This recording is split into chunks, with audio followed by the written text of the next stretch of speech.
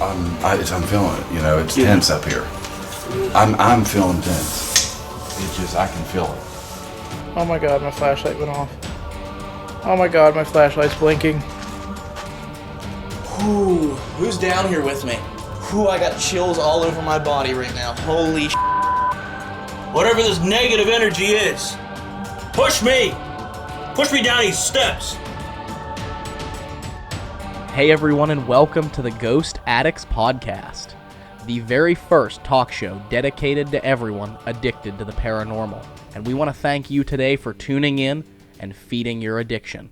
This is our pilot episode, and we kind of just wanted to introduce ourselves, who we are, what got us interested in the paranormal, so you know more about us and know our backstory as we talk to you about the world of the unexplained. So how are you guys? How's it going today? Doing fantastic. How about you guys? Doing pretty good. Doing pretty well. So we're going to go ahead and start. I think Dave should start this out. Dave, you've been investigating the longest out of all of us, and you have a lot of stories to tell, but tell everyone what got you interested in the paranormal. Right. Well, again, my name is Dave, and I have been investigating or what have you the paranormal since I was right around 10 years old. So we're coming up on 20 years, which is hard for me to say. It's quite devastating. I would say it probably goes back to the weekends that I spent at my grandmother's. She would often just, tell us stories about paranormal things that would happen to her and her family as they were growing up. And my mom would also chime in and tell stories of things that happened to her and her sisters as they grew up. So it kind of always was in their family. So would it be accurate to say, Dave, that the paranormal is almost hereditary in your family? It kind of started well before your generation, back in your grandparents' generation, and was passed down to you from a very young, very, very young age. Yeah, I would say so. My grandma was very in tune with the spirit world. My mom is very in tune with the spirit world, and I do believe that she passed that on to me, and I think that is just another part of the fascination that I'm always still continually looking for answers. I noticed things when I was young, and one of the first stories that I remember hearing is when my parents got married. They were sitting on the couch in my grandma's house, and my dad, to begin with, still is pretty much a non-believer. And they were sitting on the couch, and out of nowhere, everybody in the room just started hearing a flute playing within the walls. So that story kind of always stuck with me. And I remember one of the very first things that I remember was my sister and I were in our house that my parents currently live in, and we just happened to look up from the couch, and we saw a Native American figure standing on the landing, heading upstairs to the two bedrooms that we had just added on to the house. And from that point on, it was always just a fascination and I guess an addiction that I could not get away from. Steve? Yeah, well, I haven't been investigating as long as you have. I would say my addiction started at a very young age, and primarily at nighttime as a child. I remember seeing what looked like silhouettes of people, normally in my bedroom doorway. My brother, I don't know if he ever really saw him or not. He was normally asleep before I was, and one particular night, while laying in bed waiting to fall asleep, I looked up because I felt like I was being watched from my bedroom doorway, and I looked up and saw a silhouette of what I thought was my grandfather looking around the door. And I said, "Good night, Pap," because he, again, was normally the last one to go to sleep. He would check all the doors, turn all the lights out, and make sure everyone was where they needed to be. But after I said "Good night, Pap," there was no answer, and I thought that was very odd because normally he would in return say good night or go to sleep. And after a few seconds, it seemed the silhouette was gone, and I mustered the courage up, if you will, to go and peek down the hallway to see where my grandfather was at. And when I looked down the hallway, all the lights were already off, and he and my grandmother were both sound asleep in their beds. So it was that point right there is what sticks out the most from my memory bank. And of course, while working at the former West Virginia State Penitentiary, definitely opened my mind more so to the paranormal field by meeting more like-minded people that had similar, if not the same, questions I did about what's on the next side, And while working at the penitentiary, I met you guys. I met you guys, and definitely it was nice meeting people that were open to the paranormal, open to at least the questions I had, and had become very, very close friends, if not chosen family, as I like to put it.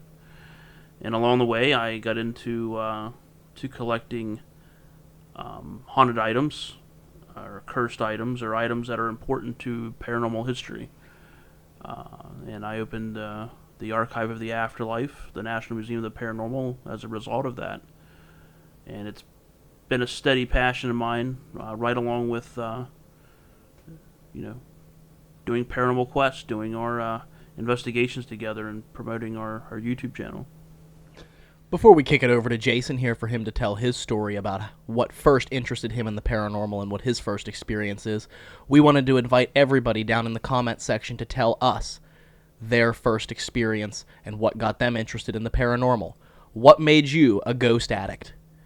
Now go ahead, Jason, if you want to go ahead and jump in there and tell us what your first experience was and what interested you first in the paranormal.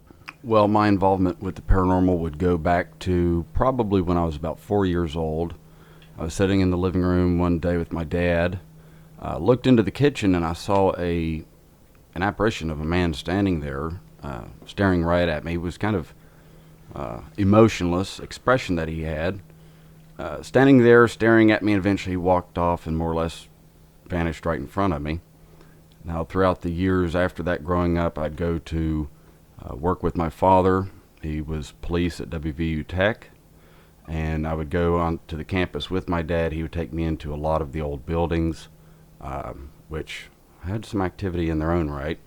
And so being around more unusual phenomena at the college, it just kind of kept that mystery going for me.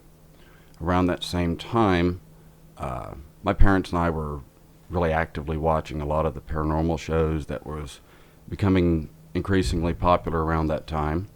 Around the time that I was in 7th grade, I started to form a small group with some friends of mine, and we went around for different years investigating different locations in West Virginia and out of state. And then in 2009, I took a trip to the West Virginia Penitentiary, and that's when I met Ryan, actually, and that's kind of how I met all of the guys here. It was more or less through that first visit to the prison, and then it wasn't until around the time of New Year's of 2017 that I officially came aboard with PQ, and here I am. So it's safe to say we all met in prison then, right? One could definitely postulate that. Not that we're troublesome. No, not convicted felons. We're not convicted of any crimes. We just all met at the West Virginia Penitentiary, and that was what really formed our bond and what caused us to actually start the project of Paranormal Quest. But for those of you who don't know, because I've yet to mention it, my name is Ryan. I have been investigating the paranormal for probably about 9 years now or so, and really my interest in the paranormal, my fascination with the unexplained, began from a very young age. Now, I didn't realize this when I first started investigating. I really didn't realize it. And it wasn't until I was told by a family member, my step-grandmother, Jan. She actually told me a story from when I was an infant. Of course, not many people remember their infancy, so I really didn't get a chance to recall this very well. But she said that when I was an infant, still in my crib, I was taking a nap, and she had just put me down, and she actually heard me screaming. Now, she went up, and she actually found me terrified, in a panic, with my arms out, begging for her to come over and pick me up and save me. And she did. And what she discovered, after talking to me through my very, very broken words, being so young, was that I had seen a ghost from what I had said. And I told her that, and I told my sister that. My sister is 2 years older than I am. So from infancy, from a very young age, I had a paranormal experience, and that really continued throughout life. I always seemed to find myself experiencing unexplained things, and that led me to become fascinated with a lot of the paranormal shows, just like Jason had said. Well, it wasn't until I actually became a volunteer at the former West Virginia Penitentiary, which happened around the age of 14 years old, when I volunteered for some of their various events that they hold there at the penitentiary. It wasn't until I was there that I really discovered my true passion for the paranormal. And just about 3 months after I started volunteering there, it was about 2 months after my 15th birthday, I had an experience at the former West Virginia Penitentiary that changed my life, where I heard and captured a gunshot up in the old psychiatric ward and an EVP that seemed to come out of nowhere on this recording. Now, that was something that I couldn't explain, and it was something that fascinated me, and ever since then I've had a passion to try and explain the things that can't be explained. And it's been an ongoing obsession in my life ever since. An addiction, you would say. An addiction. I am definitely a ghost addict. Yeah, because, I mean, a lot of your experiences, well, not a lot, but one of them actually led to you getting a tattoo of it. Absolutely. It was that gunshot EVP. Right. I took the audio waveform, the sound waves that were captured on that digital recorder, and I had that tattooed on my arm because it was a moment that that influenced my life in such a manner that I think I'm a different person for having had that experience. And I wanted to recall that for the rest of my life, and the only way that I knew how to do that was to have that put in ink underneath my skin on my arm. So I have that waveform of that recording tattooed on my forearm. So, which that right there, if that doesn't if that doesn't identify a ghost addict, I don't know what does. So, but since everyone has found out who we are, we want to introduce ourselves as Ryan, Dave, Jason, and Steve of Paranormal Quest, bringing you a brand new podcast where every week we will discuss some very interesting topics in the paranormal. We'll have guests, we'll have panel discussions, and we'll talk about everything involving the paranormal. So if you liked this podcast, if you liked listening to our stories and listening to us talk, let us know, and we'll continue to do it. We'll continue to bring you this type of content along with our full-length documentaries, the Paranormal Quest episodes, the vlogs, and the short videos. Leave us a fantastic comment in the comments section, giving us some ideas of things we could do, some podcast topics on, some people we could interview, or even some stories of locations that you've seen us film at. We could tell you some stories of. And also make sure to share our content, share our YouTube page, our Facebook page.